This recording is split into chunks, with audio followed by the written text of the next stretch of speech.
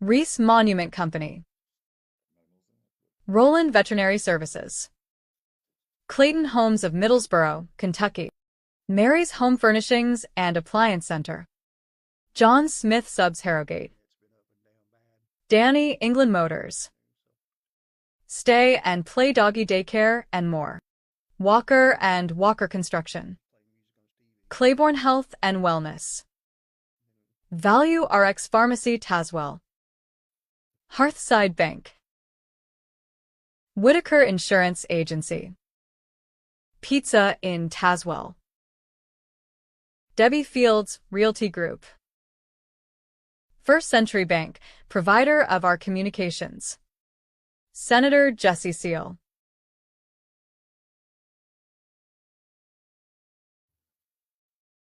All right, folks, welcome to the Zones All Access hosted by the Sports Center. This is episode 73. My guest this evening is Claiborne Middle School football head coach Kenny Goodin. Thank you, Kenny, for coming in. Thanks for having me.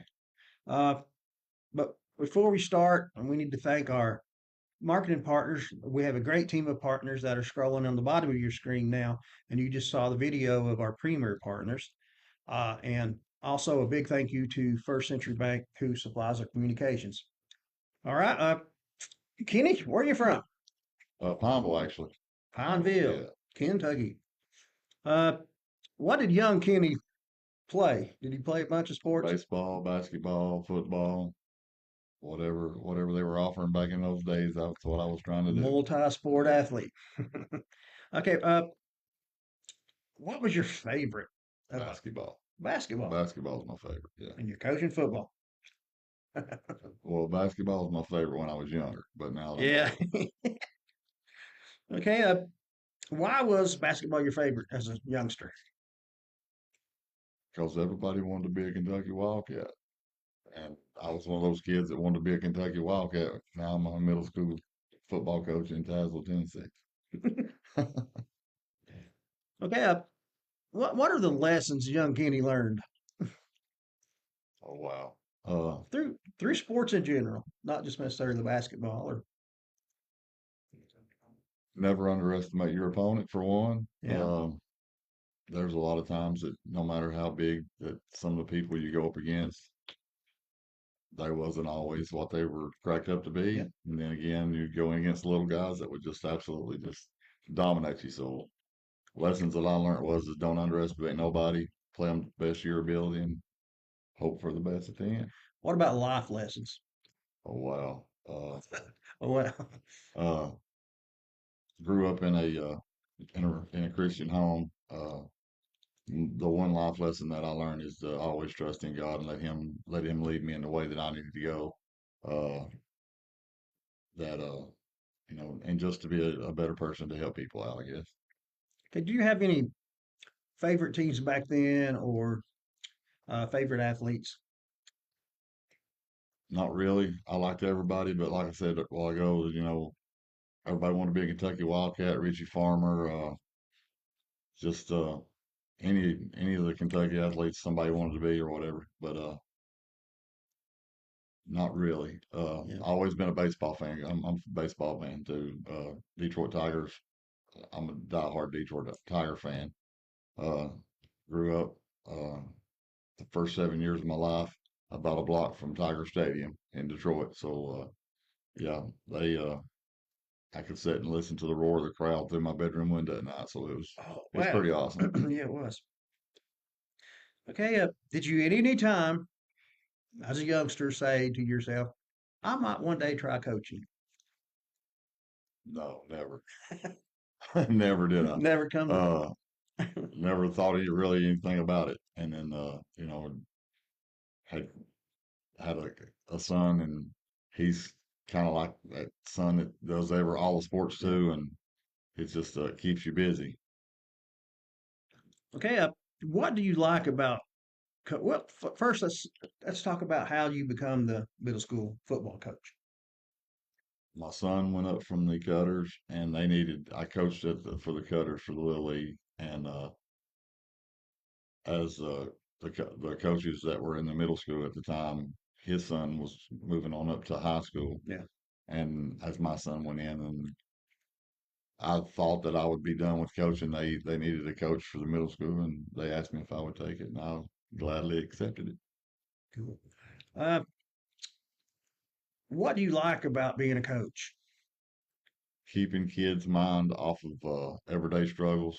I try to encourage them to, to be the best that they can be. If I can keep a kid on a football field or baseball field or whatever sport it may be to keep their mind off of everyday struggles of life, like you can walk out on the street and somebody offer a kid drugs nowadays. If I can just get that away from them, keep their mind occupied on something that's uh, positive, be a positive influence to them. That's what I want to try to do. Uh, let's flip that. Dislikes about coaching.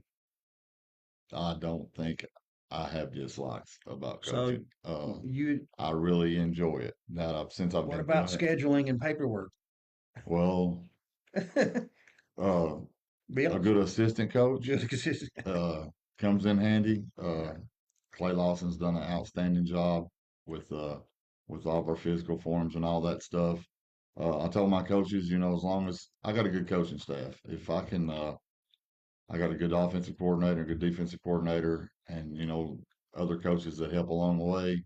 Uh, a good to me, if you can depend and you don't have to worry about your offensive coaches or your defensive coaches, I take the heat from the parents. I'm the guy that will, if the parents have a problem, I want them to come to me with it. Don't don't go to somebody else. Come to me. Yeah. And we can fix the problem. But I can depend on my coaches that when we're on a football field at 100% that I've got all the confidence in the world in them. And if I didn't, they wouldn't be there. Uh, just because of the kids, the coaches that's on my coaching staff enjoy it. Uh, Zach runs our offense, and I'd say he's probably got 500 plays in this little book that he's got that he just sets and draws, and that's what he does. He figures out these plays to run. Um, Jason Carmack, me and Jason's coached together for several years, and then uh, Clay Lawson come about, and we've coached. I've coached with him for a couple of years now, and Jacob Blankenship, he stepped up in helping with the defense, and it's just if you got good coaches, the paperwork and the stress and stuff of it to me is a whole lot easier, Yeah. a whole lot better on everybody. We share out the whole responsibility. Just because I'm labeled as the head coach, if my coaches say something or they do something, I'll back them 100% if they're right, and if they're wrong, I'll correct them. Yeah. But that's just part of being the head coach, I guess. That's you got the thing that we struggle with is getting the kids want to come back out to practice the next day. If we can get them to come to practice every day, then we're good. Yeah. What, well, just tell us, what is coaching middle school football actually like nowadays? Well, there again, getting kids to come out and play. Yeah. If It's a struggle to get, you got some. I said last year in an interview that we done, we got some phenomenal athletes in this county, and if they just if somebody would just push them and back them, somebody get behind these kids and back them, they'll show their potential. Yeah. They love to be recognized. They love it when the crowd roars behind them or whatever. But as as far as the player wise or whatever, there's a lot of young kids that comes in and wants to play this sport, and uh, it's hard to get them to realize, you got people that's done this 5 or 6 years now, and if Yeah. they're not going to be able to just walk in and say, "Hey, well, this is what I'm going to do," and I want to take the field or whatever. But my coaches and myself, we're working hard together to try to get these kids ready for a good football season. All right. How is the resurgence of our Little League program, the Timberwolves, how is that helping to feed the other the middle school and the high school team? I think it's an awesome thing that the middle school and the high school we're trying to work together to get the middle school kids, it's eighth grade going up, to get them ready to know what to look forward to when they get to high school or whatever.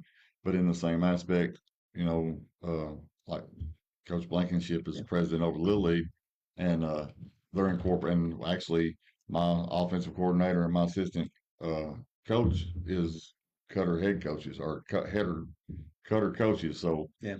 they're incorporating the stuff that just to keep them trained, just Learning to keep the similar learning. terminology and stuff. Yeah. Yes, and to get them ready let them know what to expect next year. Does the league program still focus on the fundamentals?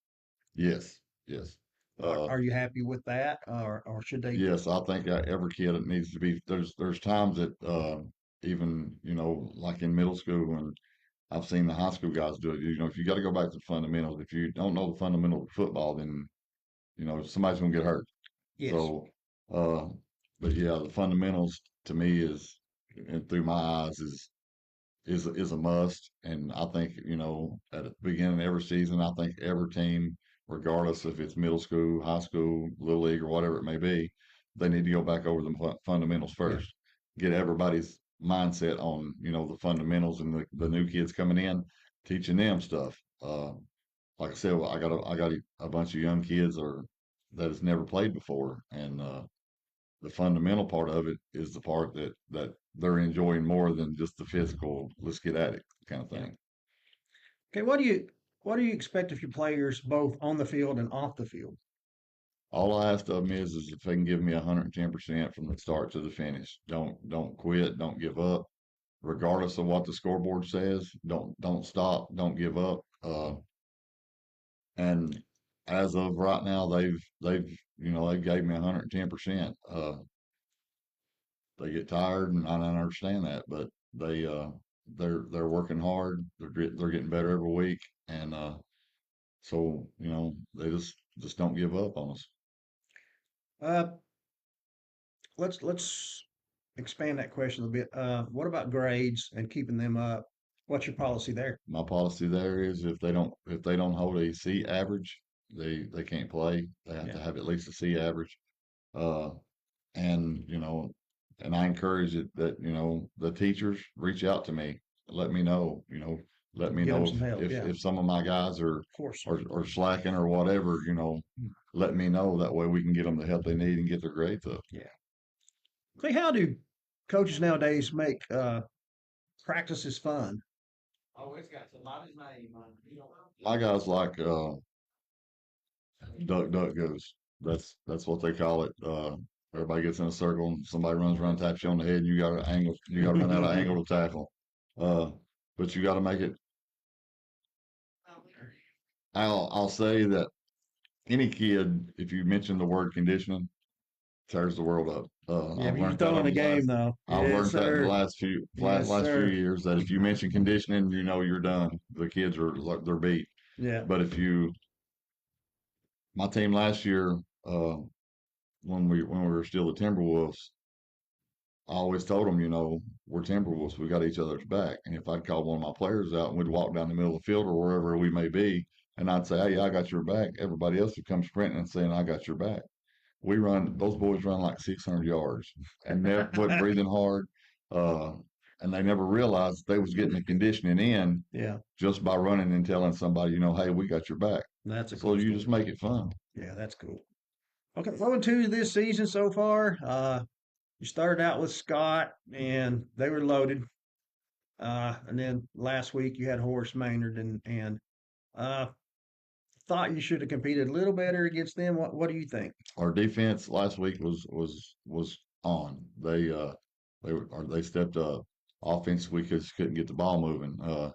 We had a couple penalties early in the game on the coaching on the sideline uh, that I feel that put Union County down to the next to the end zone where they could score whatever. But Yeah. like I told my team, I'm not.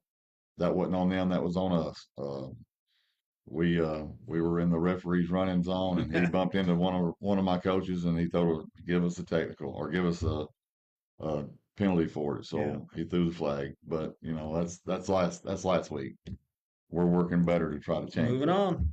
Uh, you talked a little bit about the players and what you guys, what as a team, what do you need to do better on the field and on the sidelines? You know, players and coaches. What do you need to focus on getting better moving forward? I think to get us better on the field is to for the communication part of it to our offense for the kids that's on the field, you know, to be aware that you know we have certain things that we do or we say or somebody will do or say something, and you know if they don't catch that, you know if they just pay attention a little more attention uh, to what's going on around them in the sidelines, I think we'll do better. We're like I said earlier, we're you know we're getting better every week. We're getting stronger every week. Uh, we got a tough schedule. There's no doubt about it. But you know, to me, it's you put 11 kids on a football field. I think all 11 kids need to be a part of something. It's not just a one man show. Yeah, And regardless of whose kid it is, you know, if if we want to make ourselves better, you know, we're only as weak as our weakest player. We're only as strong as our weakest player, is the way I see it. And we all work each week to help along the weaker players yeah. to get them caught up to where you know we're their own key with everybody else. Over the course of the season, who are the players that uh, fans need to watch? I'm sure you got to name all you want. I mean, Uh, gosh, White Blankenship. He's young. He's his first year up in the middle school. Uh, he's a powerhouse. He just I mean, when he's on, you hand him the football and he's moving it up forward. Mark Wade is another one. Gosh, just the Claiborne Bulldogs middle school team. Just all of them. It'll amaze you to see, yeah, and you know it amazes me. Sometimes some of the parents will. I've had a parent come up to me and say, you know, I didn't know my kid had that in him. I didn't know my kid could do that. yeah, And you know, that's when I look at that parent and say, well, if you put just a little bit more effort into this kid, it's untelling what you'll get out of him. But you know, like all of them, my son Jacob, he reads the field good at QB spot. Uh, got outstanding backup quarterback, uh, Theo. Just all of them, the Jordan twin or the Yoakum twins. I oh yeah. mean, just all of them. Uh, Talk about your offensive defensive style this year without giving any secrets away. What do you like to do on offense, and what do you like to do on defense? We like to mix it up on offense depending on who we're playing. We can throw the ball good and we can run the ball good, and you know we run the ball hard. And I've actually got some kids that came up from the Cutters this year that's got some size to them, Yeah, and you know they can go up and get the football if we need to throw it. But yeah, they use it's just getting the connection between the quarterback and the receivers, and you know the linemen making holes for the running backs, and just winning ball games. okay. How many eighth graders are on the team this year? If you know, you might not know. And I've got 13 eighth graders. 13 eighth graders, and how many returning players will you have? Just a guess next year off this team. Returning players, I've Yeah, got 13. If everybody comes back, I should have 22. that's good. Yeah, It's good amount of numbers. Uh, how long are we looking at this moment? Does Coach Goodin want to coach? as long as these old bones will let me. Huh. No, I don't know. It just they I aggravate some of my coaches all the time. You know, I'm 56 years old. Uh, my old bones ain't like they used to be. I hurt every day, and but I don't know. It's just I enjoy doing it, Yeah, and I'm not here for me. I'm here for the other kids. I've actually got a real close friend of mine whose son says that he can't wait to get to middle school so he can play for me.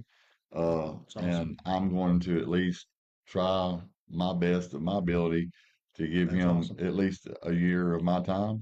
Yeah, And he's an outstanding athlete already, and why he wants to play for Coach Skinny, I have no idea. But if he has enough faith in me, I should have enough faith in him to stay at least one more year. that's cool. That's a good story. What about the father-son relationship on the team? How is a coach? I've often wondered this. How does a coach handle when you're trying to coach? How do you separate the dad from the coach?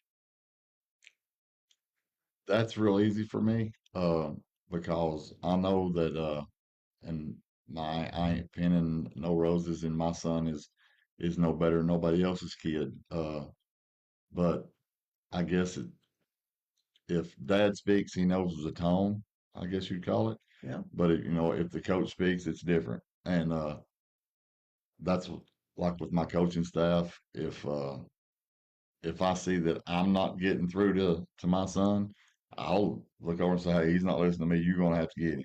And and they don't care a bit to step up. Which they have kids on the team, and they do me the same way. They don't, they're not listening to me. You're gonna have to see what you can do with them.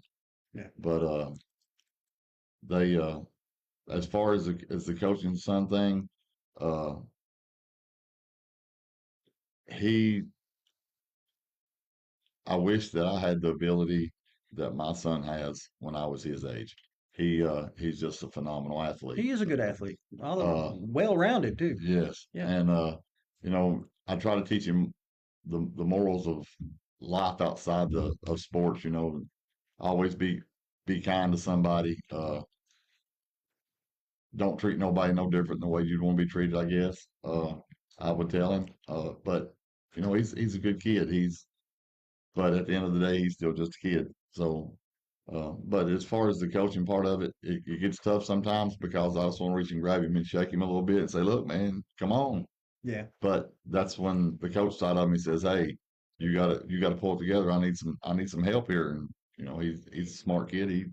He falls in and does what Coach Kenny said. Yeah. Not in terms of wins and losses, but looking at the rest of the season, what is a good season?